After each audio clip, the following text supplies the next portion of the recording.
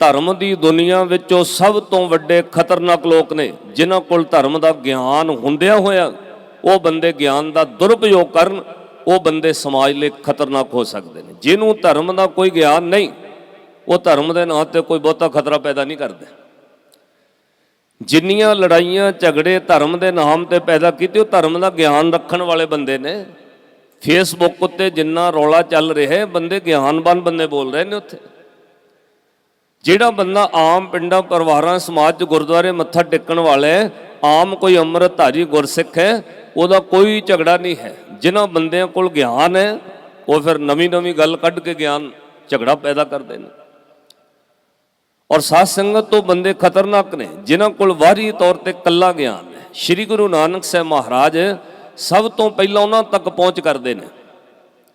ਕਿੰਨੇ ਸ਼ਬਦ ਤੁਸੀਂ ਗੁਰੂ ਗ੍ਰੰਥ ਸਾਹਿਬ ਜੀ ਦੀ ਬਾਣੀ 'ਚ ਪੜ੍ਹੋਗੇ ਜਿਹੜੇ ਪਾਤਸ਼ਾਹ ਨੇ ਮੰਦਰ ਵਿੱਚ ਬਹਿ ਕੇ ਉਚਾਰਨ ਕੀਤੇ। ਉਹ ਤਾਂ ਧਾਰਮਿਕ ਸਥਾਨ ਨੇ, ਉੱਥੇ ਜਾ ਕੇ ਲੋਕਾਂ ਨੂੰ ਧਰਮ ਦੱਸਣ ਦੀ ਲੋੜ ਹੀ ਨਹੀਂ ਸੀ, ਪਰ ਨਹੀਂ, ਉਹ ਚਿੱਟੇ ਰੰਗ ਦਾ ਧੁੰਦ ਦਾ ਹਨੇਰਾ ਸੀ ਜਿਹਨੂੰ ਦੂਰ ਕਰਨਾ ਗੁਰੂ ਨਾਨਕ ਸਾਹਿਬ ਮਹਾਰਾਜ ਸਤਿਗੁਰੂ ਨਾਨਕ ਪ੍ਰਗਟਿਆ ਮਿਟੀ ਧੁੰਦ। ਇਹਦਾ ਮਤਲਬ ਗਿਆਨਵਾਨ ਲੋਕਾਂ ਦਾ ਚਿੱਟਾ ਅੰਧਕਾਰ। ਗਗਨ ਮੈਂ ਥਾਲ ਰਵ ਚੰਦ ਦੀਪਕ ਬਨੇ ਸ਼ਬਦ ਪਾਤਸ਼ਾਹ ਨੇ ਮੰਦਰ ਵਿੱਚ ਉਚਾਰਨ ਕੀਤਾ। 929 ਅੰਗ ਤੋਂ 938 ਅੰਗ ਤੱਕ ਪੂਰੀ ਇੱਕ 9 ਪੰਨਿਆਂ ਦੀ ਬਾਣੀ ਸ਼੍ਰੀ ਗੁਰੂ ਨਾਨਕ ਸਾਹਿਬ ਮਹਾਰਾਜ ਨੇ ਮੰਦਰ ਦੇ ਵਿੱਚ ਬਹਿ ਕੇ ਉਚਾਰਨ ਕੀਤੀ, ਜਿਹਦਾ ਨਾਮ ਰੱਖਿਆ ਰਾਮ ਕਲੀ ਮਹੱਲਾ ਪਹਿਲਾ ਦੱਖਣੀ ਓੰਕਾਰ। ਮੰਦਰ ਵਿੱਚ ਕਿਉਂ ਸ਼ਬਦ ਕਿਹਾ? ਕਿਉਂਕਿ ਉੱਥੇ ਚਿੱਟੇ ਰੰਗ ਦਾ ਸਫੈਦਾ ਹਨੇਰਾ। ਧਰਮ ਦੇ ਹੁੰਦਿਆਂ ਬੰਦਿਆਂ ਕੋਲ ਧਰਮ ਨਹੀਂ ਹੈ। ਤਿੰਨ ਪੱਖ ਤੋਂ ਪਾਤਸ਼ਾਹ ਨੇ ਕਿਹਾ, ਪਹਿਲੀ ਗੱਲ ਕਾਦੀ ਕੂੜ ਬੋਲ ਮਲ ਖਾਏ। ਕਾਜੀ ਧਾਰਮਿਕ ਬੰਦਾ, ਝੂਠ ਵੀ ਬੋਲਦਾ ਔਰ ਰਿਸ਼ਵਤ ਲੈ ਕੇ ਲੋਕਾਂ ਦਾ ਹੱਕ ਮਾਰ ਲੈਂਦਾ। ਸੱਚੇ ਬੰਦੇ ਨੂੰ ਜੇਲ੍ਹ ਵਿੱਚ ਕਰਵਾ ਦਿੰਦਾ, ਝੂਠੇ ਨੂੰ ਆਜ਼ਾਦ ਕਰਵਾ ਦਿੰਦਾ। ਕਾਦੀ ਕੂੜ ਬੋਲ ਮਲ ਖਾਏ। ਦੂਜਾ ਚਿੱਟੇ ਰੰਗ ਦਾ ਹਨੇਰਾ ਬ੍ਰਾਹਮਣ ਨਹਾਵੇ ਤੇ ਕਰਦਾ ਕੀ ਹੈ? ਜੀਆਂ ਘਾਏ, ਜੀਵ ਹੱਤਿਆ ਕਰਦਾ, ਲੋਕਾਂ ਦਾ ਹੱਕ ਮਾਰਦਾ, ਲੁੱਟਦਾ ਤੇ ਬਾਅਦ ਵਿੱਚ ਤੀਰਥ ਤੇ ਜਾ ਕੇ ਨਹਾ ਕੇ ਕਹਿੰਦਾ ਪਾਪ ਪੁੱਤਰ ਗਏ ਸਾਰੇ। ਉਹਦੇ ਕਰਕੇ ਮਗਰ ਚੱਲਣ ਵਾਲੇ ਲੋਕ ਵੀ ਉਹ ਕੰਮ ਕਰਦੇ ਨੇ ਔਰ ਵੱਡੇ ਵੱਡੇ ਲੋਕਾਂ ਨੂੰ ਉਹ ਸਰਟੀਫਿਕੇਟ ਦੇ ਰਿਹਾ, ਪਾਪ ਕਰੋ ਕੋਈ ਗੱਲ ਨਹੀਂ, ਸਾਲ ਬਾਅਦ ਮੇਰੇ ਕੋਲੋਂ ਹਵਨ ਜਗ ਕਰਾਓ, ਆਹ ਲਓ ਮੰਤਰ, ਤੁਹਾਡੇ ਪਾਪ ਪੁੱਤਰ ਜਾਣਗੇ। ਬ੍ਰਾਹਮਣ ਨਹਾਵੇ ਜੀਆਂ ਘਾਏ, ਜਿਹਦਾ ਜ਼ਿਕਰ ਪਾਤਸ਼ਾਹ ਨੇ ਪ੍ਰਭਾਤੀ ਰਾਗ ਅੰਦਰ ਕੀਤਾ। ਕਹਿੰਦੇ ਪੂਰ ਤਾਪ ਗੇਰੀ ਕੇ ਵਸਤਰਾ ਪਦਾ ਕਾ ਮਾਰਿਆ, ਗ੍ਰਹਿ ਤੇ ਨਸਤਾ ਦੇਸ਼ ਛੋੜ ਪਰਦੇਸੈ ਧਾਇਆ, ਪੰਚ ਚ ਨਾਲ ਨਾਲੇ ਲੈ ਆਇਆ। ਇੱਕ ਥਾਂ ਤੇ ਪਾਤਸ਼ਾਹ ਨੇ ਫਿਰ ਬਚਨ ਕਿਹਾ ਨਾਲ, ਕਹਿੰਦੇ ਪਾਪ ਕਰੇ ਪੰਚਾਂ ਕੇ ਵਸਰੇ, ਕਾਮ ਕ੍ਰੋਧ ਲੋਮੋ ਅਹੰਕਾਰ ਦੇ ਵਸ ਹੋ ਕੇ ਕਰਦੇ ਪਾਪ। ਤੇ ਬਾਅਦ ਚ ਕੀ ਕਹਿੰਦਾ? ਤੀਰਥ ਨਹਾਏ ਕਹੇ ਸਭ ਉਤਰੇ। ਤੀਰਥ ਤੇ ਨਹਾ ਕੇ ਕਹਿੰਦਾ ਉਤਰ ਗਏ, ਅਗਲੇ ਸਾਲ ਫਿਰ ਆਵਾਂਗੇ। ਤੀਰਥ ਨਹਾਏ ਕਹੇ ਸਭ ਉਤਰੇ, ਧਾਰਮਿਕ ਬੰਦੇ ਨੇ। ਤੀਰਥ ਨਹਾਏ ਕਹੇ ਸਭ ਉਤਰੇ। ਪਾਤਸ਼ਾਹ ਕਹਿੰਦੇ ਭਾਈ ਏਦਾਂ ਪਾਪ ਨਹੀਂ ਉਤਰਦੇ। ਮਹਾਰਾਜ ਫੇਰ ਕਹਿੰਦੇ ਦੁਬਾਰਾ ਫਿਰ ਉਹ ਬੰਦਾ ਨਿਸ਼ੰਕ ਹੋ ਕੇ ਪਾਪ ਕਰਦਾ ਵੇ। 1 ਸਾਲ ਤਾਂ ਹੋ ਗਿਆ, ਹੁਣ ਦੁਬਾਰਾ ਸਾਲ ਬਾਅਦ ਫਿਰ ਆਵਾਂਗੇ। ਉਹ ਬੰਦਾ ਫਿਰ 1 ਸਾਲ ਵਾਸਤੇ ਰੀਨਿਊ ਹੋ ਗਿਆ ਪਾਪ ਕਰਨ ਲਈ। ਔਰ ਹਜ਼ੂਰ ਨੇ ਕਿਹਾ ਭਾਈ ਇਹ ਧਾਰਮਿਕ ਹਨੇਰਾ ਸੀ, ਧੁੰਦ ਦਾ ਹਨੇਰਾ। ਧਰਮ ਦੇ ਗਿਆਨ ਦੇ ਹੁੰਦਿਆਂ ਲੋਕ ਧਾਰਮਿਕ ਨਹੀਂ ਸੀ। ਪਾਪ ਕਰੇ ਪੰਚਾਂ ਕੇ ਵਸਰੇ, ਤੀਰਥ ਨਹਾਏ ਕਹੇ ਸਭ ਉਤਰੇ, ਬਹੁਰ ਕਮਾਵੇ ਹੋਏ ਨਿਸ਼ੰਕ, ਜੰਪੁਰ ਬਾਂਧ ਖਰੇ ਕਾ ਲੰਕ। ਅੰਤ ਵੇਲੇ ਉਹ ਬੰਦੇ ਕਲੰਕਤ ਹੋ ਗਏ ਤੇ ਜਮਾਂ ਦੇ ਵਸ ਪਏ। ਕਿਉਂ? ਉਹਨਾਂ ਦੇ ਧਾਰਮਿਕ ਕਰਮ ਨੇ ਪਾਪ ਦੂਰ ਨਹੀਂ ਕੀਤੇ, ਉਹ ਸਿਰਫ ਭੁਲੇਖਾ ਸੀ। ਕਿਉਂਕਿ ਧਾਰਮਿਕ ਕਰਮ ਕਰਕੇ ਦੁਬਾਰਾ ਫਿਰ ਪਾਪ ਕਰਨ ਲੱਗ ਪਏ। ਧਾਰਮਿਕ ਕਰਮ ਕਰਕੇ ਇਸ਼ਨਾਨ ਕਰਕੇ ਦੁਬਾਰਾ ਫਿਰ ਪਾਪ ਕਰਨ ਲੱਗ ਪਏ। ਏਦਾਂ ਉਹ ਪਾਪਾਂ ਤੋਂ ਮੁਕਤ ਨਹੀਂ ਹੋਏ। ਜੰਪੁਰ ਬਾਂਧ ਖਰੇ ਕਾ ਲੰਕ। ਇਹਨੂੰ ਮਹਾਰਾਜ ਨੇ ਕਿਹਾ ਨਾਵਣ ਚੱਲੇ ਤੀਰਥੀ, ਮਨ ਖੋਟੇ ਤਨ ਚੋਰ। ਇੱਕ ਭਾ ਲੱਥੀ ਨਾਤਿਆਂ, ਦੋਏ ਭਾ ਚੜੀਆ ਸਹੋਰ। ਇੱਕ ਭਾ ਪੁੱਤਰਿਆ, 2 ਹੋਰ ਚੜਾ ਲਿਆ ਉਹਨੇ ਆ ਕੇ। ਕਹਿੰਦੇ ਕੁਛ ਨਹੀਂ ਹੋਇਆ, ਸਾਲ ਬਾਅਦ ਜਾਈ ਤੇ ਭਾ ਪੁੱਤਰ ਜਾਂਦੇ ਨੇ। ਪਾਤਸ਼ਾਹ ਉਹਨਾਂ ਵੱਲ ਗਏ ਫਿਰ, ਭਾਵੇਂ ਉਹ ਕਾਜੀ ਸੀ, ਭਾਵੇਂ ਬ੍ਰਾਹਮਣ ਸੀ, ਭਾਵੇਂ ਉਹ ਜੋਗੀ ਸਨ, ਜਿਹੜੇ ਜੁਗਤ ਦੇ ਹੁੰਦਿਆਂ ਵੀ ਅੰਨੇ ਹੋ ਕੇ ਗ੍ਰਸਤੋਂ ਭੱਜ ਗਏ। ਕਾਦੀ ਕੂੜ ਬੋਲ ਮਲ ਖਾਏ, ਇਹ ਬਚਨ ਗੁਰੂ ਨਾਨਕ ਸਾਹਿਬ ਮਹਾਰਾਜ। ਕੋਸ਼ਿਸ਼ ਕਰਾਂਗੇ ਪਾਤਸ਼ਾਹ ਦੀ ਬਾਣੀ ਲਈਏ। ਬ੍ਰਾਹਮਣ ਨਹਾਵੇ ਜੀਆਂ ਘਾਏ, ਜੋਗੀ ਜੁਗਤ ਨਾ ਜਾਣੈ ਅੰਧ। ਜੁਗਤੀ ਦੇ ਗਿਆਨ ਦੇ ਹੁੰਦਿਆਂ ਵੀ ਸੁਰਤ ਕਿਵੇਂ ਟਿਕਾਉਣੀ ਹੈ, ਧਿਆਨ ਕਿਵੇਂ ਲਾਉਣਾ ਹੈ, ਇਹ ਸਭ ਕੁਝ ਹੁੰਦਿਆਂ ਵੀ ਜੋਗੀ ਅੰਨਾ ਹੋ ਗਿਆ। ਕਿਉਂ? ਗ੍ਰਸਤ ਤੱਜ ਕੇ ਭੱਜ ਗਿਆ। ਜੋਗੀ ਜੋਗਤ ਨ ਜਾਣੈ ਅੰਧ, ਤੀਨੇ ਉਹ ਜਾੜੇ ਕਾ ਬੰਦ। ਫਿਰ ਪਾਤਸ਼ਾਹ ਨੇ ਇਕੱਲਾ ਧਾਰਮਿਕ ਜ਼ਿਕਰ ਨਹੀਂ ਕੀਤਾ, ਰਾਜਨੀਤਿਕ ਜ਼ਿਕਰ ਵੀ ਕੀਤਾ। ਕਿਉਂਕਿ ਜਦੋਂ ਧਾਰਮਿਕ ਸਟਰਕਚਰ ਅੰਦਰੋਂ ਵਿਗੜ ਜਾਏ, ਰਾਜਨੀਤਿਕ ਸਟਰਕਚਰ ਬਹੁਤ ਜਲਦੀ ਵਿਗੜਦਾ ਹੈ। ਉਹਦਾ ਰੀਜ਼ਨ ਇਹ ਹੈ ਕਿ ਰਾਜਨੀਤਿਕ ਪਾਪੀ ਲੋਕ ਧਰਮ ਦਾ ਆਸਰਾ ਲੈ ਕੇ ਸਰਟੀਫਿਕੇਟ ਲੈਣਗੇ ਕਿ ਜੀ ਜੋ ਮੈਂ ਕਰ ਰਿਹਾ ਠੀਕ ਹੈ, ਔਰ ਧਾਰਮਿਕ ਲੋਕ ਉਹਨੂੰ ਫਿਰ ਸਰਟੀਫਿਕੇਟ ਦਿੰਦੇ ਨੇ ਬਿਲਕੁਲ ਠੀਕ ਹੈ, ਤੂੰ ਗਲਤ ਨਹੀਂ ਕਰ ਰਿਹਾ। ਇਸੇ ਲਈ ਸਾਧ ਸੰਗਤ ਰਾਜੇ ਲੋਕ ਆਪਣੀ ਪੂਜਾ ਕਰਾਉਂਦੇ ਰਹੇ। ਅਕਬਰ ਬਾਦਸ਼ਾਹ ਨੇ ਰਾਜ ਕਰਦਿਆਂ ਵੀ ਆਪਣੇ ਨਾਂ ਤੇ ਧਰਮ ਚਲਾਇਆ ਤਾਂ ਜੋ ਲੋਕਾਂ ਵਿੱਚ ਲੱਗੇ ਬੰਦੇ ਧਾਰਮਿਕ ਹੈ। ਔਰੰਗਜ਼ੇਬ ਬਾਦਸ਼ਾਹ ਆਪਣੀ ਹਕੀਕੀ ਵਿੱਚ, ਆਪਣੀ ਜੀਵਨ ਵਿੱਚ ਉਹ ਇੰਨੇ ਪਾਪ ਕਰਨ ਤੋਂ ਬਾਅਦ ਵੀ ਲੋਕਾਂ 'ਚ ਕਹਿੰਦਾ ਰਿਹਾ ਮੈਂ 40 ਦਿਨ ਰੋਜ਼ੇ ਰੱਖਦਾ, ਟੋਪੀਆਂ ਬੁਣ ਕੇ ਭੋਜਨ ਛਕਨੇ, ਆਪਣੇ ਆਪ ਨੂੰ ਧਾਰਮਿਕ ਸਿੱਧ ਕਰ ਰਿਹਾ ਸੀ। ਸ਼੍ਰੀ ਗੁਰੂ ਨਾਨਕ ਸਾਹਿਬ ਮਹਾਰਾਜ ਸਤਿਗੁਰ ਨਾਨਕ ਪ੍ਰਗਟਿਆ ਮਿਟੀ ਧੁੰਦ ਜਗ ਚਾਨਣ ਹੋਆ। ਪਹਿਲਾਂ ਚਿੱਟੇ ਰੰਗ ਦਾ ਸਫੈਦ ਹਨੇਰਾ। ਜਿਹੜੇ ਬੰਦੇ ਧਾਰਮਿਕ ਹੁੰਦਿਆਂ ਵੀ ਧਾਰਮਿਕ ਨਹੀਂ ਸੀ, ਧਰਮ ਦੇ ਹੁੰਦਿਆਂ ਵੀ ਪਾਪ ਕਰ ਰਹੇ ਸੀ, ਉਹਨਾਂ ਬੰਦਿਆਂ ਤੱਕ ਪਾਤਸ਼ਾਹ ਨੇ ਪਹੁੰਚ ਕੀਤੀ। ਉਹਨਾਂ ਨੂੰ ਧਰਮ ਦੀ ਗੱਲ ਸਿਖਾਈ। ਸਿੱਧਾ ਜਾ ਕੇ ਕਿਹਾ, ਪੰਡਤ ਜੀ ਤੁਹਾਡੀ ਉਮਰ 60 ਵਰਿਆਂ ਦੀ ਹੋ ਗਈ, ਤੇਰੇ ਕੋਲ 40 ਸਾਲ ਦਾ ਧਰਮ ਦਾ ਤਜਰਬਾ ਹੈ, ਪਰ ਤੇਰੇ ਕੋਲ 4 ਪਲ ਵੀ ਤੇਰੇ ਕੋਲ ਧਰਮ ਅੰਦਰ ਟਿਕਿਆ ਨਹੀਂ। ਨਾ ਤੇਰੀ ਸੁਰਤ ਵਿੱਚ ਭੈ ਹੈ, ਨਾ ਤੇਰੀ ਸੁਰਤੀ ਵਿੱਚ ਰੱਬ ਦਾ ਭਾਉ ਹੈ। ਦੋਵਾਂ ਚੀਜ਼ਾਂ ਤੋਂ ਖਾਲੀ ਹੋਣ ਕਰਕੇ ਤੂੰ ਮੰਦਰ ਦੇ ਵਿੱਚ ਬਹਿ ਕੇ ਪਾਪ ਕਰਦੇ। ਆਏ ਹੋਏ ਲੋਕਾਂ ਨੂੰ ਕਹਿੰਦਾ ਮੱਥਾ ਟੇਕੋ, ਯੱਗ ਕਰੋ, ਪਾਪ ਉਤਰਨਗੇ, ਪਰ ਤੂੰ ਖੁਦ ਪਾਪ ਕਰ ਰਿਹਾ ਹੈ। ਤੇਰਾ ਮਨ ਵਸ ਵਿੱਚ ਨਹੀਂ। 60 ਸਾਲ ਦੀ ਉਮਰ ਵਿੱਚ ਵੀ ਤੂੰ ਵਿਕਾਰੀ ਹੈ, 60 ਸਾਲ ਦੀ ਉਮਰ ਵਿੱਚ ਵੀ ਤੂੰ ਲੋਭੀ ਹੈ। ਸੁਣ ਪਾਂਡੇ ਕਿਆ ਲਿਖੋ ਜੰਜਾਲਾ, ਲਿਖ ਰਾਮ ਨਾਮ ਗੁਰਮੁਖ ਗੋਪਾਲਾ, ਮਿੱਟੀ ਧੁੰਦ ਜਗ ਚਾਨਣ ਹੋ। ਅੱਛਾ, ਕਾਲੇ ਹਨੇਰੇ ਨਾਲੋਂ ਧੁੰਦ ਦਾ ਹਨੇਰਾ ਖਤਰਨਾਕ ਪਤਾ ਕਿਉਂ ਹੈ? ਮੱਸਿਆ ਦੀ ਰਾਤ ਕਾਲਾ ਹਨੇਰਾ ਹੈ। ਦੀਵੇ ਬਾਲ ਦਿਓ, ਹਨੇਰਾ ਦੂਰ ਹੋ ਜਾਂਦਾ। ਦੀਵਾ ਵਲੇ ਅੰਧੇਰਾ ਜਾਏ। ਲਾਈਟਾਂ ਜਗਾ ਦਿਓ ਗੱਡੀ ਦੀਆਂ, ਦੂਰ ਤੱਕ ਚਾਨਣ ਦਿਸਦਾ। ਜਿਹੜੀ ਧੁੰਦ ਸ਼ੁਰੂ ਹੋਣੀ ਨਾ ਹੋਰ 1.5 ਮਹੀਨੇ ਨੂੰ, ਉਹ ਇੰਨੀ ਖਤਰਨਾਕ ਹੈ, ਉਹਦੇ ਵਿੱਚ ਗੱਡੀ ਦੀਆਂ ਲਾਈਟਾਂ ਵੀ ਕੰਮ ਨਹੀਂ ਕਰਦੀਆਂ। ਉਹਦੇ ਵਿੱਚ ਕਿੰਨੀ ਵੀ ਤੁਸੀਂ ਤੇਜ਼ ਲਾਈਟ ਲੈ ਲਓ, 30-40 ਕਿਲੋਮੀਟਰ ਦੀ ਸਪੀਡ ਤੋਂ ਵੱਧ ਨਹੀਂ ਗੱਡੀ ਚੱਲਦੀ। ਡਰ ਖਤਰਾ ਹੈ, ਹੱਥ ਫਲਾਇਆਂ ਵੀ ਨਜ਼ਰ ਨਹੀਂ ਪੈਂਦਾ। ਹਾਲਾਂਕਿ ਹਨੇਰੇ ਵਿੱਚ ਵੀ ਦਿਸਦਾ ਨਹੀਂ, ਪਰ ਉਹ ਲਾਈਟ ਜਗਾਇਆ ਦੀਵਾ ਵਾਲਿਆਂ ਦੂਰ ਹੋ ਜਾਂਦਾ। ਚਿੱਟੇ ਰੰਗ ਦਾ ਧੁੰਦ ਦਾ ਹਨੇਰਾ ਦੂਰ ਨਹੀਂ ਹੁੰਦਾ। ਕਿਉਂ? ਉਹ ਧਾਰਮਿਕ ਲਿਬਾਸ ਵਿੱਚ ਹੈ, ਉਹ ਵਾਰੀ ਤੌਰ ਤੇ ਧਾਰਮਿਕ ਲਿਬਾਸ ਵਿੱਚ ਰਹਿੰਦਾ। ਬੰਦਾ ਤਾਂ ਧਰਮੀ ਹੈ, ਧਾਰਮਿਕ ਲਿਬਾਸ ਵਿੱਚ ਪਾਪ ਹੁੰਦੇ ਨੇ। ਸ਼੍ਰੀ ਗੁਰੂ ਨਾਨਕ ਸਾਹਿਬ ਮਹਾਰਾਜ ਨੇ ਕਿਹਾ ਉਹ ਸਭ ਤੋਂ ਖਤਰਨਾਕ ਸੀ। ਪਰ ਭਾਈ ਗੁਰਦਾਸ ਸਾਹਿਬ ਲਿਖਦੇ, ਜਦੋਂ ਗੁਰੂ ਨਾਨਕ ਸਾਹਿਬ ਮਹਾਰਾਜ ਦਾ ਪ੍ਰਕਾਸ਼ ਹੋਇਆ, ਇਹ ਚਿੱਟੇ ਰੰਗ ਦਾ ਹਨੇਰਾ ਦੂਰ ਹੋਣ ਲੱਗ ਪਿਆ। ਕਾਜੀ ਲੋਕ ਧਾਰਮਿਕ ਹੋਣ ਲੱਗ ਪਏ। ਪੰਡਤ ਬ੍ਰਾਹਮਣ ਲੋਕ ਵਹਿਮ ਭਰਮ ਛੱਡ ਕੇ ਲੋਕਾਂ ਨੂੰ ਸਹੀ ਰਾਹ ਦੱਸਣ ਲੱਗ ਪਏ।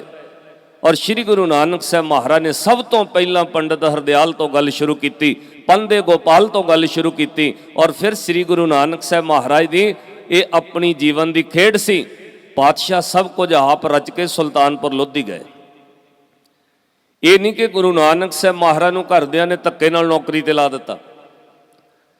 ਪਾਤਸ਼ਾਹ ਨੇ ਜਾਣ ਬੁੱਝ ਕੇ ਉਹ ਧਰਤੀ ਚੁਣੀ ਹੈ ਜਿੱਥੇ ਹਜ਼ੂਰ ਜਾਣਾ ਚਾਹੁੰਦੇ ਸੀ। ਕਿਉਂ? ਸੁਲਤਾਨਪੁਰ ਲੋਧੀ, ਜੇ ਤੁਸੀਂ ਇਤਿਹਾਸ ਪੜ੍ਹਿਆ ਹੋਵੇ ਤੁਹਾਨੂੰ ਪਤਾ ਹੋਣਾ, ਸੁਲਤਾਨਪੁਰ ਲੋਧੀ ਉਹ ਧਰਤੀ ਹੈ ਜਿਹੜੀ ਇਸਲਾਮ ਦਾ ਏਸ਼ੀਆ ਦਾ ਸਭ ਤੋਂ ਵੱਡਾ ਵਿਦਿਅਕ ਕੇਂਦਰ ਸੀ। ਉੱਥੇ ਇਹ ਤਵਾਰੀਖ ਕਹਿੰਦੀ ਹੈ ਜਹਾਂਗੀਰ ਬਾਦਸ਼ਾਹ ਸੁਲਤਾਨਪੁਰ ਲੋਧੀ ਤੋਂ ਪੜ੍ਹਿਆ, ਸਭ ਤੋਂ ਵੱਡਾ ਇਸਲਾਮ ਦਾ ਮਦਰਸਾ ਸੀ।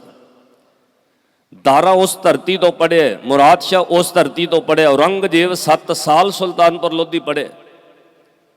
ਇਸੇ ਲਈ ਔਰੰਗਜ਼ੇਬ ਨੇ ਇੱਕ ਦਿਨ ਆਪਣੇ ਦਰਬਾਰ ਵਿੱਚ, ਜਿੱਦਣ ਕੋਈ ਫਕੀਰ ਬੰਦਾ ਆ ਕੇ ਕਹਿੰਦਾ ਜੀ ਮੈਂ ਤੁਹਾਨੂੰ ਆਪਣਾ ਮੁਰਸ਼ਦ ਧਾਰਨ ਕਰਨਾ ਹੈ, ਉਹਨੇ ਕਿਹਾ ਰਾਜਿਆਂ ਨੂੰ ਵੀ ਕੋਈ ਮੁਰਸ਼ਦ ਬਣਾਉਂਦਾ? ਉਹਨੇ ਕਿਹਾ ਜੀ ਮੈਂ ਤੁਹਾਡੀ ਆਗਿਆ 'ਚ ਰਵਾਂਗਾ, ਪਰ ਮੁਰਸ਼ਦ ਦਾ ਭਾਵ ਹੈ ਤੁਹਾਡੇ ਰਾਜ ਦਾ ਹੱਕਦਾਰ ਮੈਂ ਬਣਨਾ। ਕਿਉਂ? ਤੁਸੀਂ ਆਪਣੇ ਭਰਾਵਾਂ ਨੂੰ ਹੋਰ ਕਿਸੇ ਨੂੰ ਬਣਾਇਆ ਨਹੀਂ, ਮੈਂ ਤੁਹਾਡਾ ਮੁਰਸ਼ਦ ਬਣ ਕੇ ਤੁਹਾਡੀ ਹਕੀਕੀ ਰਾਜ ਚਾਹੁੰਦਾ। ਔਰੰਗਜ਼ੇਬ ਹੱਸ ਕੇ ਇੱਕ ਪੰਕਤੀ ਉਹਦੇ ਮੂੰਹ ਤੇ ਚੜੀ ਸੀ ਜਦੋਂ ਉਹਨੇ ਭਰੇ ਦਰਬਾਰ ਵਿੱਚ ਬੋਲੀ, ਕੁੱਲਾਂ ਦਿੰਦੇ ਬਾਵਲੇ ਲੈਂਦੇ ਵੱਡੇ ਨਲੱਜ, ਤਿੱਕਲ ਛੱਜ ਨਾ ਮਾਵੇ ਕਿੱਕਲ ਬੰਨੇ ਛੱਜ। ਜਦੋਂ ਨੇ ਇੰਨੀ ਗੱਲ ਕਿ ਕੁੱਲਾਂ ਦਿੰਦੇ ਬਾਵਲੇ ਲੈਂਦੇ ਵੱਡੇ ਨਲਜ਼, ਕਾਜੀ ਨੇ ਉੱਠ ਕੇ ਕਿਹਾ ਖੁਦਾ ਤੋਬਾ ਦੀ, ਖੁਦਾ ਤੋਬਾ, ਖੁਦਾ ਤੋਬਾ, ਖੁਦਾ ਦੀ। ਤੁਸੀਂ ਕਾਫਰ ਦਾ ਸ਼ਬਦ ਪੜ੍ਹ ਰਹੇ ਹੋ।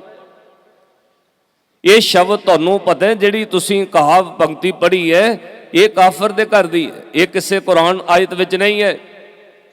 ਤੇ ਔਰੰਗਜ਼ੇਬ ਬਾਦਸ਼ਾਹ ਨੇ ਉਹਨੇ ਕਿਹਾ ਮੈਨੂੰ ਨਹੀਂ ਪਤਾ ਇਹ ਕਿਹਦੀ ਪੰਕਤੀ ਹੈ, ਪਰ ਮੈਂ 7 ਸਾਲ ਸੁਲਤਾਨਪੁਰ ਲੋਧੀ ਜਦੋਂ ਬਚਪਨ ਵਿੱਚ ਪੜ੍ਹਿਆ ਉਦੋਂ ਸਾਡੇ ਕਾਜੀ ਪੜ੍ਹਾਉਣ ਵਾਲੇ ਮਦਰਸੇ ਵਿੱਚ ਮੌਲਵੀ ਇਹ ਪੰਕਤੀ ਕਹਿ ਕੇ ਉਦਾਹਰਨ ਦਿਆ ਕਰਦੇ ਸੀ। ਇਹਦਾ ਭਾਵ ਅਰਥ ਪਤਾ ਕੀ ਹੈ? ਇਹਦਾ ਮਤਲਬ ਐਡਾ ਵੱਡਾ ਏਸ਼ੀਆ ਦਾ ਇਸਲਾਮਕ ਕੇਂਦਰ ਵਿਦਿਆ ਦਾ ਅਕੈਡਮਿਕ ਦਾ ਸੁਲਤਾਨਪੁਰ ਲੋਧੀ ਮਦਰਸੇ ਦੇ ਕਾਜੀ ਮੌਲਵੀ ਵੀ ਗੁਰੂ ਨਾਨਕ ਸਾਹਿਬ ਮਹਾਰਾਜ ਤੋਂ ਪ੍ਰਭਾਵਿਤ ਹੋਏ। ਪਾਤਸ਼ਾਹ ਸੁਲਤਾਨਪੁਰ ਲੋਧੀ ਰਹੇ। ਉਸੇ ਧਰਤੀ ਤੋਂ ਹਜ਼ੂਰ ਨੇ ਪਹਿਲੀ ਸਦਾ ਦਿੱਤੀ, ਆਵਾਜ਼ ਦਿੱਤੀ, ਨਾ ਹਮ ਹਿੰਦੂ ਨਾ ਮੁਸਲਮਾਨ। ਉਦੋਂ 2 ਬੰਦੇ ਸ਼ਿਕਾਇਤ ਕਰਨ ਵਾਲੇ ਸੁਲਤਾਨਪੁਰ ਲੋਧੀ ਦੇ ਦਰਬਾਰ ਦੌਲਤ ਖਾਨ ਲੋਧੀ ਕੋਲ ਜਾਂਦੇ ਨੇ। ਇੱਕ ਕਾਜੀ ਮੁਸਲਮਾਨ ਸ਼ਿਕਾਇਤ ਕਰ ਰਿਹਾ, ਇੱਕ ਹਿੰਦੂਆਂ ਦੇ ਪੱਖ ਤੋਂ ਹਿੰਦੂ ਬੰਦਾ ਸ਼ਿਕਾਇਤ ਕਰ ਰਿਹਾ ਜੀ ਉਹ ਤਾਂ ਸਾਡੇ ਧਰਮ ਨੂੰ ਵੀ ਨਹੀਂ ਮੰਨਦਾ, ਨਾ ਹਮ ਹਿੰਦੂ ਨਾ ਮੁਸਲਮਾਨ। 2 ਬੰਦੇ ਸ਼ਿਕਾਇਤ ਕਰ ਰਹੇ ਨੇ। ਸ਼੍ਰੀ ਗੁਰੂ ਨਾਨਕ ਸਾਹਿਬ ਮਹਾਰਾਜ ਨੂੰ ਕਚਹਿਰੀ ਸੁਲਤਾਨਪੁਰ ਲੋਧੀ ਨਵਾਬ ਦੌਲਤ ਖਾਨ ਨੇ ਬੁਲਾ ਲਿਆ। ਉਦੋਂ ਤੱਕ ਪਾਤਸ਼ਾਹ ਨੌਕਰੀ ਛੱਡ ਚੁੱਕੇ ਸਨ। 3 ਦਿਨ ਵਈ ਨਦੀ ਤੋਂ ਪਾਰ ਰਹਿ ਕੇ ਵਾਪਸ ਆ ਗਏ ਸੀ। ਔਰ ਸਾਧ ਸੰਗਤ ਹੁਣ ਇਹੀਓ ਗੱਲ ਧਿਆਨ ਵਿੱਚ ਰੱਖਿਓ, 2 ਬੰਦੇ ਸ਼ਿਕਾਇਤ ਕਰ ਰਹੇ ਨੇ, ਉਹ ਵੀ ਧਾਰਮਿਕ, ਇੱਕ ਕਾਜੀ ਔਰ ਦੂਜੇ ਪਾਸਿਓਂ ਬ੍ਰਾਹਮਣ। ਗੁਰੂ ਨਾਨਕ ਸਾਹਿਬ ਤਾਂ ਸਾਡੇ ਧਰਮ ਨੂੰ ਨਹੀਂ ਮੰਨਦੇ, ਕਹਿੰਦੇ ਨੇ ਨਾ ਹਮ ਹਿੰਦੂ ਨਾ ਮੁਸਲਮਾਨ, ਕੋਈ ਹਿੰਦੂ ਨਹੀਂ ਕੋਈ ਮੁਸਲਮਾਨ ਨਹੀਂ। ਫਿਰ ਸੱਦ ਕੇ ਪੁੱਛੋ ਕੌਣ ਨੇ। ਔਰ ਸਾਧ ਸੰਗਤ ਕਦੇ ਇਤਿਹਾਸ ਨੂੰ ਅੱਗੇ ਜਾ ਕੇ ਵੇਖਿਓ, ਪੰਚਮ ਪਾਤਸ਼ਾਹ ਦੀ ਸ਼ਹਾਦਤ ਵੇਲੇ ਵੀ 2 ਬੰਦੇ ਸ਼ਿਕਾਇਤੀ ਨੇ। ਇੱਕ ਮੁਸਲਮਾਨਾਂ ਦੇ ਵੱਲੋਂ ਮੁਰਤਜ਼ਾ ਖਾਨ ਸ਼ਿਕਾਇਤ ਪੜ੍ਹ ਰਿਹਾ ਹੈ ਜਹਾਂਗੀਰ ਦੇ ਦਰਬਾਰ ਵਿੱਚ, ਦੂਜੇ ਪਾਸੇ ਹਿੰਦੂਆਂ ਵੱਲੋਂ ਚੰਦੂ ਸ਼ਿਕਾਇਤ ਪੜ੍ਹ ਰਿਹਾ ਹੈ। ਉਸ ਵਕਤ ਵੀ ਸ਼ਿਕਾਇਤ ਕਰਨ ਵਾਲੇ 2 ਨੇ, ਪਰ ਜਿਨ੍ਹਾਂ ਦੇ ਹੱਕ ਵਿੱਚ ਗੁਰੂ ਨਾਨਕ ਸਾਹਿਬ ਮਹਾਰਾਜ ਬੋਲ ਰਹੇ ਗੁਸਤਾਖੀ ਮਾਫ, ਉਹ ਬੰਦੇ ਵੀ ਸੱਚ ਦੀ ਆਵਾਜ਼ ਤੇ ਨਹੀਂ ਖੜੇ। ਕਿਉਂ? ਹਰ ਬੰਦਾ ਆਪਣੇ ਲਾਲਚ ਤੇ ਭੈ ਵਿੱਚ ਜਿਉਂਦਾ ਹੈ। ਪਾਤਸ਼ਾਹ ਨੇ ਇਹ ਭੈ ਦੂਰ ਕਰਨਾ ਸੀ ਰਾਜਿਆਂ ਦਾ। ਤਾਈਓ ਬਾਬਰ ਦੇ ਮੂੰਹ ਤੇ ਜਾ ਕੇ ਪਾਤਸ਼ਾਹ ਨੂੰ ਖਲੋ ਕੇ ਕਹਿਣਾ ਪਿਆ ਕਿ ਰਾਜੇ ਸ਼ੀਂ ਮੁਕੱਦਮ ਕੁੱਤੇ। ਧਾਰਮਿਕ ਲੋਕ ਰਾਜਨੀਤਿਕ ਬੰਦਿਆਂ ਦੇ ਭੈ ਵਿੱਚ ਨਾ ਜੀਣ। ਜੇ ਰਾਜਿਆਂ ਦੇ ਭੈ ਵਿੱਚ ਧਰਮ ਦੀ ਨੀਤੀ ਚੱਲ ਪਈ ਤਾਂ ਪਾਪ ਹੋਰ ਵੱਧ ਸਕਦੇ ਨੇ। ਧਰਮ ਰਾਜ ਤੋਂ ਉੱਪਰ ਹੋਣਾ ਚਾਹੀਦਾ ਹੈ। ਤਾਈਓ ਸ੍ਰੀ ਗੁਰੂ ਗ੍ਰੰਥ ਸਾਹਿਬ ਮਹਾਰਾਜ ਦੀ ਬਾਣੀ ਪੜ੍ਹੋ, ਕਈ ਵਾਰ ਹੁਕਮਨਾਮਾ ਆਉਂਦਾ ਹੈ ਧਾਰਮਿਕ ਬੰਦਾ ਝੁੰਗੀ ਵਿੱਚ ਰਹਿੰਦਾ, ਕੱਪੜੇ ਮੈਲੇ ਹੋਣਗੇ, ਗਰੀਬ ਹੋਏਗਾ, ਉਹਦਾ ਕੋਈ ਮਿੱਤਰ, ਕੋਈ ਦੋਸਤ, ਕੋਈ ਸਕੀਰੀ, ਕੋਈ ਵੱਡੀ ਰਿਸ਼ਤੇਦਾਰੀ, ਕੋਈ ਵੱਡਾ ਪਰਿਵਾਰ ਕੁਟੁੰਬ ਵੀ ਨਹੀਂ ਹੋਏਗਾ। ਪਰ ਜੇ ਦੇ ਕੋਲ ਨਾਮ ਦਾ ਧਨ ਹੈ, ਚਿੱਤੇ ਰੱਖਿਓ ਸ੍ਰਿਸ਼ਟੀ ਦੇ ਰਾਜਿਆਂ ਨਾਲੋਂ ਵੱਡਾ ਉਹ ਰਾਜਾ ਹੋਏਗਾ। ਰਾਜ ਤੋਂ ਧਰਮ ਨੂੰ ਉੱਪਰ ਪਾਤਸ਼ਾਹ ਨੇ ਲਿਆਉਣਾ ਸੀ। ਔਰ ਬਚਨ ਤੁਹਾਨੂੰ ਯਾਦ ਹੈ, ਪੌੜੀ ਵਸਤਾ ਟੁੱਟੀ ਝੁੰਪੜੀ ਚੀਰ, ਸਭ ਛਿੰਨਾ ਜਾਤ ਨਾ ਪਤ ਨਾ ਆਦਰੋ ਧਿਆਨ, ਪਰ ਮਿੰਨਾ ਮਿੱਤਰ ਨਾ ਇਠਤਨ ਰੂਪਹੀਣ ਕਈ ਸਾਕ ਨਾ ਸਿੰਨਾ। ਭਗਤੀ ਵਾਲਾ ਕੌਣ ਹੈ? ਰਾਜਾ ਸਗਲੀ ਸ੍ਰਿਸ਼ਟ ਕਾ, ਰਾਜਿਆਂ ਤੋਂ ਉੱਪਰ। ਇਸ ਲਈ ਰਾਜੇ ਦੇ ਮੂੰਹ ਤੇ ਕਿ ਰਾਜੇ ਸ਼ੀ ਮੁਕੱਦਮ ਕੁੱਤੇ ਜਾਏ ਜਗਾਇਨ, ਬੈਠੇ ਸੁੱਤੇ ਚੱਕਰ ਨੰਦਾ ਪਾਇਨ ਘਾਓ, ਰੱਤ ਪਿੱਤ ਕੁੱਤਿਓ ਚੱਟ ਜਾਓ। ਬਾਬਰ ਤੂੰ ਸ਼ੇਰਾਂ ਦੀ ਨਿਆਈ ਲੋਕਾਂ ਨੂੰ ਪਾੜ ਕੇ ਖਾ ਰਹੇ, ਆ ਤੇਰੇ ਰੱਖੇ ਹੋਏ ਅਫਸਰ ਐਲਕਾਰ ਕੁੱਤਿਆਂ ਦੀ ਨਿਆਈ ਲੋਕਾਂ ਦੀ ਰੱਤ ਚੱਟ ਰਹੇ ਨੇ। ਸਾਧ ਸੰਗਤ ਇੰਨੀ ਗੱਲ ਕਿਸੇ ਰਾਜੇ ਦੇ ਮੂੰਹ ਤੇ ਕਹਿਣੀ, ਤੇਰੇ ਰੱਖੇ ਹੋਏ ਐਲਕਾਰ ਅਫਸਰ ਕੁੱਤੇ ਨੇ, ਕਿੱਡੀ ਵੱਡੀ ਦਲੇਰੀ ਹੋਏਗੀ। ਤਾਈਓ ਭਾਈ ਗੁਰਦਾਸ ਸਾਹਿਬ ਨੇ ਕਿਹਾ ਸਿੰਘ ਬੁੱਕੇ। ਜਦੋਂ ਗੁਰੂ ਨਾਨਕ ਸਾਹਿਬ ਮਹਾਰਾਜ ਸੱਚ ਦੇ ਰੂਪ ਵਿੱਚ ਸ਼ੇਰ ਬੋਲਿਆ ਉਦੋਂ ਕੀ ਹੋਇਆ? ਭੰਨੀ ਜਾਏ ਨਾ ਧੀਰ ਧਰੋਆ, ਸਿੰਘ ਬੁੱਕੇ ਮਿਰਗਾਵਲੀ ਭੰਨੀ ਜਾਏ ਨਾ ਧੀਰ ਧਰੋਆ। ਉਸ ਵਕਤ ਜਦੋਂ ਸੱਚ ਦੀ ਆਵਾਜ਼ ਸ਼ੇਰ ਸੱਚ ਦੀ ਸਦਾ ਉੱਠੀ, ਕਹਿੰਦੇ ਪਖੰਡ ਦੰਭ ਰੂਪ ਦੀਆਂ ਮਿਰਗਾਂ ਟਿਕ ਨਹੀਂ ਸਕੀਆਂ, ਸਭ ਛੱਡ ਕੇ ਭੱਜ ਗਈਆਂ। ਸਤਿਗੁਰੂ ਨਾਨਕ ਪ੍ਰਗਟਿਆ, ਮਿੱਟੀ ਧੁੰਦ, ਧਾਰਮਿਕ ਹਨੇਰਾ ਦੂਰ ਹੋਇਆ। ਦੂਜਾ ਮਿੱਟੀ ਧੁੰਦ ਜਗ ਚਾਨਣ ਹੋਆ, ਜਿਉਂ ਕਰ ਸੂਰਜ ਨਿਕਲਿਆ। ਹੁਣ ਸੂਰਜ ਦਾ ਸੰਬੰਧ ਤਾਰਿਆਂ ਨਾਲ, ਪਖੰਡ ਰੂਪੀ ਤਾਰੇ ਮੁੱਕ ਗਏ। ਇਹ ਤਾਂ ਸਰਦੀ ਦੇ ਦਿਨ 'ਚ ਵੀ ਸੂਰਜ ਚੜ੍ਹੇਗਾ, ਧੁੰਦ ਭਾਵੇਂ ਦੁਪਹਿਰ ਤੱਕ ਰਵੇ, ਪਰ ਸੱਜਣੋ ਤਾਰੇ ਨਹੀਂ ਤੁਹਾਨੂੰ ਦਿਸਣਗੇ ਸਿਆਲ 'ਚ ਜਦੋਂ ਸੂਰਜ ਚੜ੍ਹ ਗਿਆ। ਸੂਰਜ ਚੜ੍ਹਿਆ ਜਦੋਂ ਤੋਂ ਤਾਰੇ ਨਹੀਂ ਨਜ਼ਰ ਆਉਣਗੇ, ਧੁੰਦ ਰਹਿ ਸਕਦੀ ਹੈ। ਜਿਉਂ ਕਰ ਸੂਰਜ ਨਿਕਲਿਆ ਤਾਰੇ ਛਪੇ ਅੰਧੇਰ ਪਲੋਆ, ਸਿੰਘ ਬੁੱਕੇ ਮਿਰਗਾਵਲੀ ਭੰਨੀ ਜਾਏ ਨਾ ਧੀਰ ਧਰੋਆ। ਦੋ ਸ਼ਕੈਤੀ ਗੁਰੂ ਨਾਨਕ ਸਾਹਿਬ ਮਹਾਰਾਜ ਵੇਲੇ, ਮੁਸਲਮਾਨਾਂ ਵੱਲੋਂ ਵੀ ਖੜਾ, ਬ੍ਰਾਹਮਣ ਵੱਲੋਂ ਵੀ ਖੜਾ। ਦੋਏ ਸ਼ਕੈਤੀ ਗੁਰੂ ਅਰਜਨ ਸਾਹਿਬ ਦੀ ਸ਼ਹਾਦਤ ਵੇਲੇ ਮੁਰਤਜ਼ਾ ਖਾਨ ਵੀ ਖੜਾ, ਦੀਵਾਨ ਚੰਦੂ ਵੀ ਖੜਾ, ਔਰ ਦੋਵੇਂ ਸ਼ਕੈਤੀ ਧੰਨ ਗੁਰੂ ਗੋਬਿੰਦ ਸਿੰਘ ਮਹਾਰਾਜ ਦੇ ਦੋਵੇਂ ਸਾਹਿਬਜ਼ਾਦੇ ਬਾਬਾ ਜ਼ੋਰਾਵਰ ਸਿੰਘ, ਬਾਬਾ ਫਤਿਹ ਸਿੰਘ, ਧੰਨ ਮਾਤਾ ਗੁਜਰ ਕੌਰ, ਜਦੋਂ ਸਰਹੰਦ ਦੇ ਉਸ ਠੰਡੇ ਬੁਰਜ ਵਿੱਚ ਕੈਦ ਹੋਏ। ਸਾਧ ਸੰਗਤ, ਇਹ ਭਾਵੇਂ ਆਉਣ ਵਾਲੇ ਵਕਤ ਵਿੱਚ ਸ਼ਹੀਦੀ ਦਿਹਾੜਿਆਂ 'ਚ ਵਿਸਤਾਰ 'ਚ ਵਿਚਾਰਾਂਗੇ।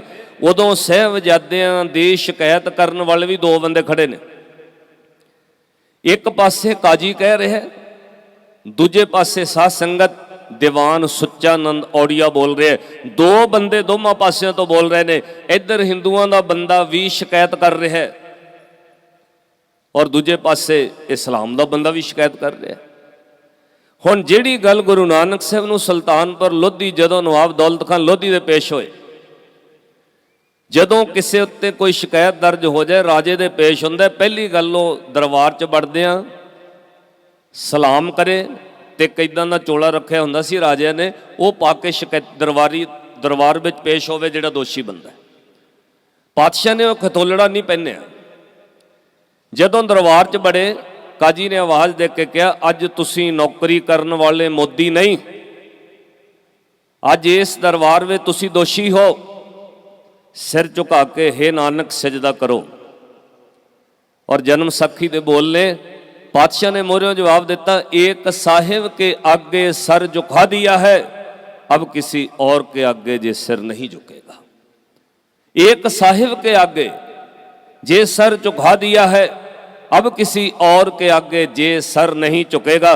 एक अकाल पुरख की गल पातशाह कर रहे हैं। जदों तुसी इतिहास पढ़ोगे, साहिबजादियां मोरे भी यही शर्त रखी गई कि सिर झुका के सलाम करो, नहीं तो मौत के घाट उतार देंगे। साहिबजादियां ने भी सिर नहीं झुकाया। अज तक कोई इतिहास है जिहड़ा सिद्धांत श्री गुरु नानक साहब दे रहे हैं सच का, वो सिद्धांत 10वें पातशाह तक अज श्री गुरु नानक साहब महाराज ने, जदों नवाब दौलत खान लोधी ने कहा जी तुसीं सुनिया कहंदे हो कि कोई हिंदू कोई मुसलमान नहीं, महाराज ने कहा हाँ, ना कोई हिंदू ना मुसलमान, अल्लाह राम के पिंड प्राण सब अल्लाह के बंदे ने। उन्होंने कहा फिर जे तुसी कल्ले अल्लाह दे बंदे हो, अल्लाह एक है, फिर तुहाडे वास्ते मंदिर मस्जिद एक ने। और पातशाह ने उन्होंने शर्त मन्नी। तुसी गुरुद्वारा देखोगे, जिथे दर्शन करोगे गुरुद्वारा अंतरजामता, महाराज उत्थे नमाज अदा करन गए और उन्होंने ये धार्मिक गल, क्यों चिट्टे रंग का हनेरा धुंध दूर करनी सी। नवाब दौलत खान लोधी 337 वरे हो गए ने नमाज अदा करदे, पर तेरी एक भी नमाज खुदा दे घर परवान नहीं। पता क्यों? तू सिर करके सजदा कर दे, सुरत करके हाजिर नहीं।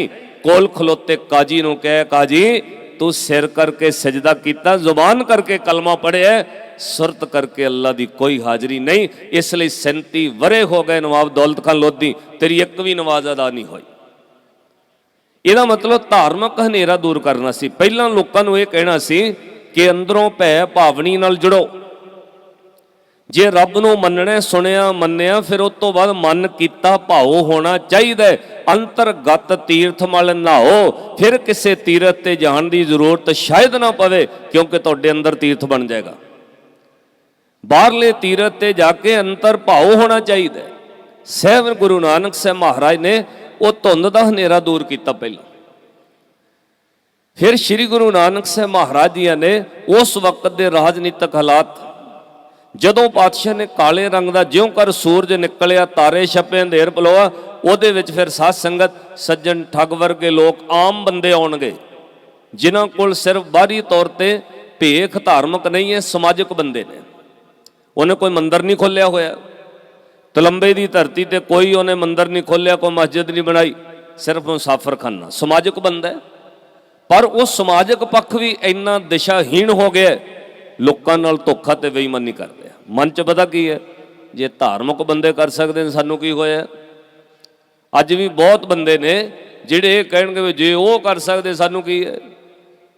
ਸਾਧ ਸੰਗਤ, ਉਸ ਵਕਤ ਦੇ ਰਾਜਸੀ ਹਾਲਾਤ ਵਿਗੜ ਸੀ। ਸ੍ਰੀ ਗੁਰੂ ਨਾਨਕ ਸਾਹਿਬ ਮਹਾਰਾਜ ਨੇ ਉਹਨਾਂ ਹਾਲਾਤਾਂ ਤੇ ਵੀ ਰਾਜਿਆਂ ਦੇ ਸਾਹਮਣੇ ਹੋ ਕੇ ਉਹ ਗੱਲ ਕਹੀ, ਅਮੀਰ ਲੋਕਾਂ ਤੱਕ ਪਹੁੰਚ ਕੀਤੀ, ਸੇਠ ਮਨਸੁਖ ਵਰਗਿਆਂ ਨੂੰ ਧਰਮ ਵਿੱਚ ਲਿਆਂਦਾ। ਇੰਨੀ ਗੱਲ ਕਹਿ ਕੇ ਮਨ ਵੀ ਸੁਖੀ ਹੋਇਆ ਕਿ ਨਹੀਂ, ਔਰ ਉਹਦੇ ਰਾਹੀਂ ਪਾਤਸ਼ਾਹ ਨੇ ਫਿਰ ਦੀਵਾ ਬਲੇ ਅੰਧੇਰਾ ਜਾਏ, ਬਲਿਓ ਚਿਰਾਗ ਅੰਧਿਆਰ ਮੈਂ ਸਭ ਕੱਲ ਉਦਰੀ ਇੱਕ ਨਾਮ ਧਰਮ। ਚੌਧਰੀ ਭਗੀਰਥ ਰਾਹੀਂ ਦੀਵਾ ਵਾਲਿਆ ਮਨਸੁਖ ਦਾ, ਮਨਸੁਖ ਰਾਹੀਂ ਦੀਵਾ ਵਾਲਿਆ ਜਾ ਕੇ ਸੰਗਲਾ ਦੀਪ ਦੇ ਰਾਜੇ ਸ਼ਿਵਨਾਵ ਦਾ। ਇਦਾਂ ਪਾਤਸ਼ਾਹ ਨੇ ਪ੍ਰਚਾਰਕ ਲੜੀ ਅੱਗੇ ਤੋਂ ਅੱਗੇ ਜੋੜੀ। ਬਲਿਓ ਚਿਰਾਗ ਅੰਧਿਆਰ ਮੈਂ ਸਭ ਕੱਲ ਉਦਰੀ ਇੱਕ ਨਾਮ ਧਰਮ, ਪ੍ਰਗਟ ਸਗਲ ਹਰ ਭਵਨ ਮੈਂ ਜਨ ਨਾਨਕ ਗੁਰ ਭਾਰ ਬ੍ਰਹਮ। ਸਾਧ ਸੰਗਤ, ਸ੍ਰੀ ਗੁਰੂ ਨਾਨਕ ਸਾਹਿਬ ਮਹਾਰਾਜ ਦਾ ਪ੍ਰਭਾਵ ਵੇਖਿਓ ਹੁਣ ਕਿੰਨਾ। ਇਹ ਨਹੀਂ ਵੀ ਜੇ ਧਾਰਮਿਕ ਲੋਕਾਂ ਨੂੰ ਮੰਦਿਰ ਵਿੱਚ ਜਾਂ ਮਸੀਤ ਵਿੱਚ ਜਾ ਕੇ ਕਿਹਾ ਵੀ ਲੋਕੀ ਤੋੜ ਤੇ ਲੜਾਈ ਕਰਾਤੀ ਜਿਵੇਂ ਅੱਜ ਕੱਲ ਹੁੰਦਾ, ਐਦਾਂ ਨਹੀਂ ਸੀ। ਪਾਤਸ਼ਾਹ ਨੇ ਇੰਨੇ ਪ੍ਰੇਮ ਭਾਵ ਪੂਰਵਕ ਸ਼ਬਦਾਂ ਵਿੱਚ ਲੋਕਾਂ ਨੂੰ ਸਮਝਾਇਆ ਕਿ ਉਸ ਵਕਤ ਦੇ ਕੱਟੜ ਧਾਰਮਿਕ ਲੋਕ ਇਹ ਗੱਲ ਕਹਿਣ ਤੇ ਮਜਬੂਰ ਹੋ ਗਏ ਕਿ ਯਾਹਰ ਪੀਰ ਜਗਤ ਗੁਰ ਬਾਬਾ। ਕੱਟੜ ਮੌਲਵੀ ਵੀ ਕਹਿਣ ਲੱਗ ਪਏ, ਹੇ ਗੁਰੂ ਨਾਨਕ ਸਾਹਿਬ ਤੁਸੀਂ ਧਰਤੀ ਦੇ ਜ਼ਾਹਰ ਪੀਰ ਹੋ। ਮੁਸਲਮਾਨ ਪੀਰ ਕਰਕੇ ਮੰਨਣ ਲੱਗ ਪਏ। ਅੱਜ ਸਾਨੂੰ ਉਹ ਤਰੀਕਾ ਅਪਣਾਉਣ ਦੀ ਲੋੜ ਹੈ, ਲੋਕਾਂ ਨੂੰ ਪਿਆਰ ਨਾਲ ਆਪਣੇ ਨਾਲ ਜੋੜਨ ਦੀ ਲੋੜ ਹੈ। ਫੇਸਬੁੱਕ ਤੇ ਨਫ਼ਰਤ ਫੈਲਾਉਣ ਦੀ ਜ਼ਰੂਰਤ ਨਹੀਂ। ਕਿਸੇ ਦੇ ਧਰਮ ਨੂੰ ਮਾੜਾ ਨਾ ਕਹੋ ਵੀ ਉਹ ਮਾੜਾ ਹੈ ਜੀ, ਉਹ ਮਾੜਾ। ਆ ਤੁਸੀਂ ਫੇਸਬੁੱਕ ਤੇ ਝਗੜਾ ਵੇਖਿਆ ਹੋਣਾ, ਇੱਕ ਮੋਹਰਿਓਂ ਬੰਦੇ ਅੜ ਕੇ ਆਪਣੇ ਧਰਮ ਦਾ ਨਾਰਾ ਲਾ ਰਹੇ ਆ, ਸਾਡੇ ਵਾਲੇ ਮੋਹਰਿਓਂ ਕਹਿੰਦੇ ਬੋਲੇ ਸੋ ਨਿਹਾਲ। ਤਾਂ ਸਾਧ ਸੰਗਤ, ਇਹ ਟਕਰਾਵ ਧਰਮ ਦੇ ਗੱਲਾਂ ਤੇ ਨਹੀਂ ਹੋਣਾ ਚਾਹੀਦਾ। ਉਹਨਾਂ ਨੂੰ ਉਹਨਾਂ ਦਾ ਨਾਰਾ ਮੁਬਾਰਕ ਹੈ, ਸਾਨੂੰ ਸਾਡਾ ਮੁਬਾਰਕ ਹੈ, ਮਾੜਾ ਕੋਈ ਵੀ ਨਹੀਂ।